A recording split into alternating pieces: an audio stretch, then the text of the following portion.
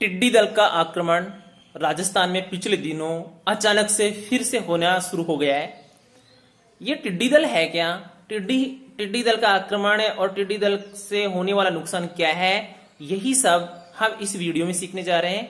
इसके बारे में हम जानेंगे कि टिड्डी का आक्रमण होता कैसे है और इसका नुकसान क्या है। अप्रैल और मई 2020 में जिस टिड्डी की हम बात कर रहे हैं, जिस टिड्डी दल के आक्रमण है यहाँ हमारे राजस्थान, मध्य प्रदेश और उत्तर प्रदेश में हुआ है, इसका जन्म कहाँ हुआ। सर्वप्रथम हम यही देखेंगे कि टिड्डी का जन्म कैसे हुआ और दुनिया में कैसे फैली।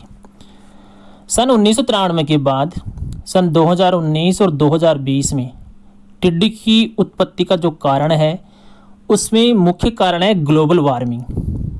इस ग्लोबल वार्मिंग या वैश्विक भू ताप में वृद्धि से उत्तरी हिंद महासागर यानी कि अरब सागर में सन 2018 में 2 सीवियर साइक्लोन आए थे। इन साइक्लोन या चक्रवात की वजह से टिड्डी का देश कहलाता है सऊदी अरब, वहाँ भारी वर्षा हुई। इससे वहाँ रेगिस्तान के इलाकों में भी झीलें बन गई जहाँ मानवीय दखल कम था।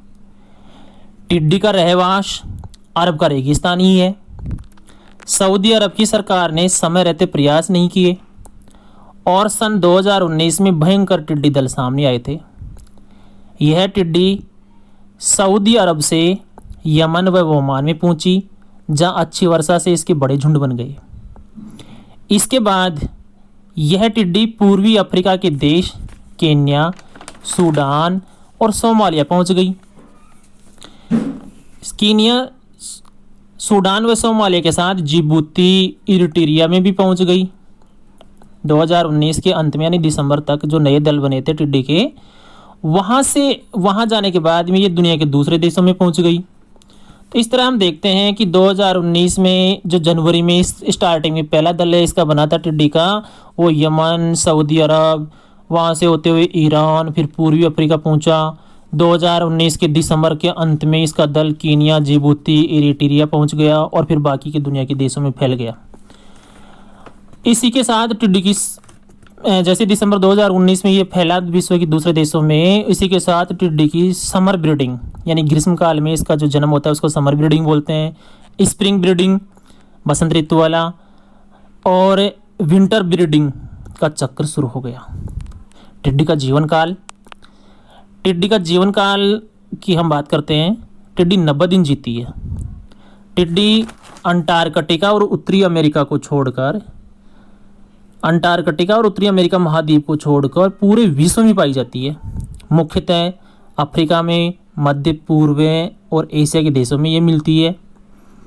दुनिया के 60 देश, पृथ्वी का 5वां हिस्सा और दुनिया की 10% जनसंख्या इस टिड्डी से प्रभावित होती है।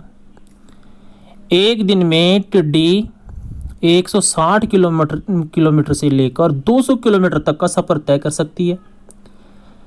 टिड्डी का जो सबसे बड़ा दल है वो 740 वर्ग किलोमीटर तक बड़ा हो सकता है। कुछ तथ्य हम जान रहे हैं टिड्डी के बारे में। उनमें से एक तथ्य यह है कि एक टिड्डी एक दिन में खुद के वजन के बराबर खाना खा जाती है। यानी इसका वजन होता है 2 ग्राम, तो एक टिड्डी 2 ग्राम खाना खा लेती है। टिड्डी हवा में 5000 फीट की ऊंचाई तक उड़ सकती है। कोरोना वायरस से जूझ रहा राजस्थान, मध्य प्रदेश, उत्तर प्रदेश के लिए टिड्डियां इन दिनों एक नई मुसीबत के रूप में सामने आई हैं। संयुक्त राष्ट्र की खाद्य एवं कृषि एजेंसी के शीर्ष अधिकारी कीथ क्रेसमैन ने भी चेतावनी दी है कि करोड़ों टिड्डियां जल्दी ही भारत पर हमला बोल सकती हैं। इसकी वजह यह है कि ये इंडो पाक बॉर्डर यानी राजस्थान में मध्य जून 2020 में दुनिया की सबसे बड़ी टिड्डी ब्रीडिंग करेगी। भारत और पाकिस्तान के बॉर्डर पर सबसे बड़ी ब्रीडिंग होने वाली है टिड्डी की। इससे करीब 8000 करोड़ टिड्डियां पैदा होंगी। सबसे बड़ी चिंता इसलिए भी है क्योंकि ये आम टिड्डियां नहीं है बल्कि मरुस्थलीय टिड्डियां हैं। इन्हें फसलों के लिए दुनिया का सबसे विनाशकारी प्रवासी कीट माना जाता है, मरुस्थलीय टिड्डियों को। राजस्थान में गंगानगर, बीकानेर, जैसलमेर, जोधपुर, बाड़मेर, नागौर, चूरू, जालोर, सिरोही आदि जिलों में टिड्डी का हमला होने की प्रबल संभावना है। भारत में 1 जून से मानसून दस्तक दे देता है। टिड्डियों को अंडे देने के लिए नमी की ज़रूरत होती है। क्योंकि ये रेगिस्तानी टिड्डी या डेजर्ट टिड्डी है, इसलिए इसे रेतीला इलाका ज़्यादा सुगम लगता है। भारत पाकिस्तान सीमा के बीच नमी ज़्यादा होने से टिड्डी को ये इलाका बहुत ही अच्छा लगता है, टिड्डी के लिए अनुकूल है। भारत में अमूमन 15 जून के आसपास प्री मानसून की बारिश से होने वाली जो बिजाई है, जो पश्चिम राजस्थान में 15 जून के आसपास प्री मानसून से की बारिश से होने वाली बिजाई और हरियाली टिड्डी को बहुत लुभाती है। वे पेट भरते हुए ब्रीडिंग करती है। तो अभी जो वर्तमान में टिड्डी का आक्रमण हुआ है, टिड्डी को अंग्रेजी में लोकस्ट भी कहते हैं, लोकस्ट, इसका आक्रमण हुआ है वो पाकिस्तान से आई रेगिस्तानी टिड्डी का है। इससे प्रभावित क्षेत्र राजस्थान में पश्चिम और मध्य भारत, जिसमें राजस्थान, मध्य प्रदेश और उत्तर प्रदेश है। पिछले 3 दशक में टिड्डियों का ये सबसे बड़ा हमला है। टिड्डियों के लिए भारत में एक सरकारी संगठन बना हुआ है टिड्डी चेतावनी के लिए, टिड्डी दल के नियंत्रण के लिए। उसका नाम है टिड्डी दल चेतावनी संस्था, या इसको कहते हैं अंग्रेजी में लोकस्ट वार्निंग ऑर्गेनाइजेशन।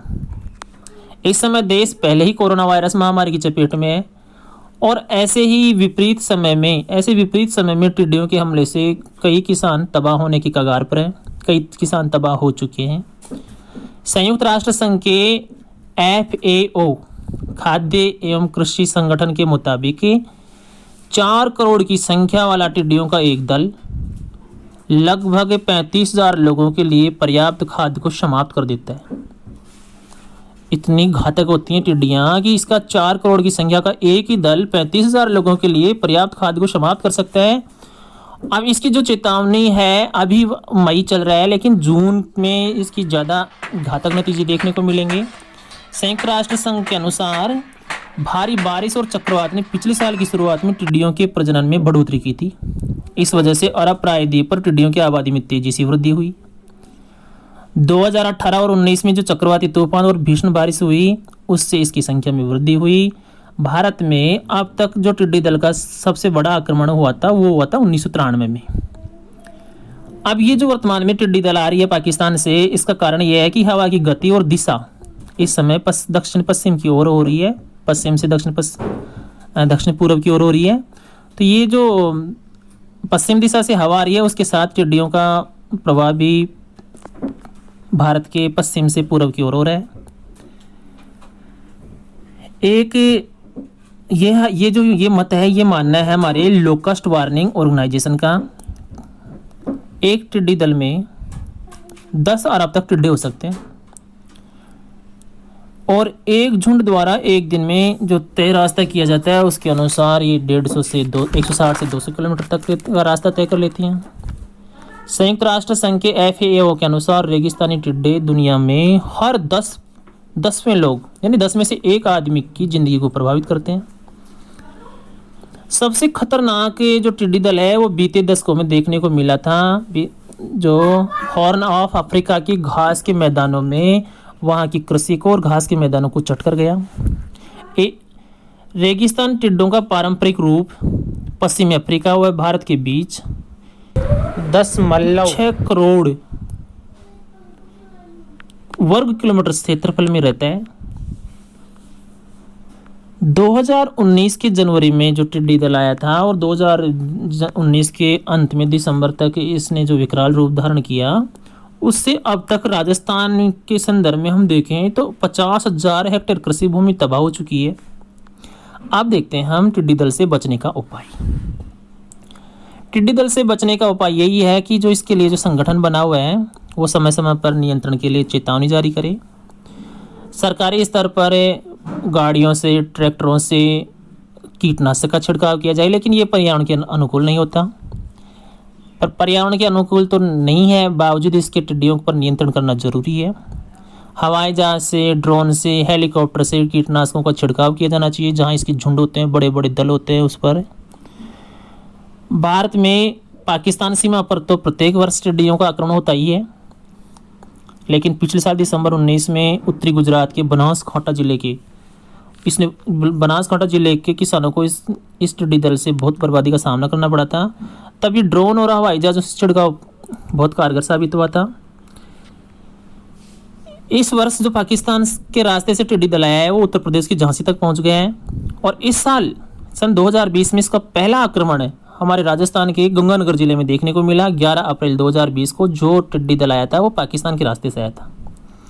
इसके लिए यहाँ की सरकार ने इसको नियंत्रित करने के लिए खूब कई प्रयास किए। अग्निशमन दल की भी सहायता ली जा रही है, कृषि विभाग इसके लिए संलग्न है। अग्निशमन की गाड़ियां और कृषि विभाग के संयुक्त रूप से इस दल को नियंत्रित करने के लिए कीटनाशकों का छिड़काव किया जा रहा है। आम जनता क्या करे? अभी देखने को मिला है कि मई के दूसरे सप्ताह में राजस्थान की राजधानी जयपुर में भी टिड्डी का दल का आक्रमण हुआ है। टिड्डी दल देखने को मिली है। जब ये आती है तो बादल से जैसे कोई बादल छा गए हों, इतना अंधेरा हो जाता है। आम पब्लिक के लिए यही कहा जाता है, यही सलाह दी जाती है कि जब भी टिड्डी दल आए, किसान लोग और आम लोग घरों में जो भी उपलब्ध है जैसे थालियाँ, कनस्तर या कोई वाद्य यंत्र, शंख, घंटी, घंटाल, इनको बजाए और आवाज़ करे। इससे टिड्डी दल दूर चला जाता है, उड़ जाता है। ऐसा उपाय किया जा सकता है। वैसे तो टिड्डियों से नुकसान ही नुकसान है। जो फसलें हमारी चट कर जाती हैं, प्राकृतिक संसाधनों में जो हरियाली है, वन है, घास पत्तियां, उनको सबको चट कर जाती है। लेकिन इंसान का दिमाग इस तरह से बना हुआ है कि वो यदि सकारात्मक दृष्टिकोण से देखे तो कोई न कोई लाभ हर वस्तु में निकाल ही लेता है। वैसे भी सिक्के के दो पहलू होते हैं, जहाँ किसी वस्तु से नुकसान होता है तो उससे लाभ भी प्राप्त हो सकता है। वैसे टिड्डियों से भी कुछ लाभ हैं। टिड्डी हृदय रोगियों के लिए फायदेमंद होती है, ऐसे शोध बताते हैं। कई जगह इसको खाया भी जा रहा है। इसमें फाइटोस्टेरोल होता है जो रक्त में कोलेस्ट्रॉल घटाता है।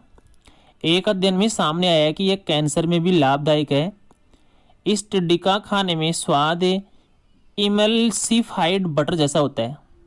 खाड़ी देश से जहाँ से इसका ज़्यादातर उद्गम होता है, रहवास है खाड़ी देशों में। उन खाड़ी देशों में जैसे यमन, ओमान, सऊदी अरब सहित अफ्रीकी देश, केन्या, सूडान, चाड, नाइजर, सोमालिया, इन देशों में टिड्डी बड़े चाव से खाई भी जाती है।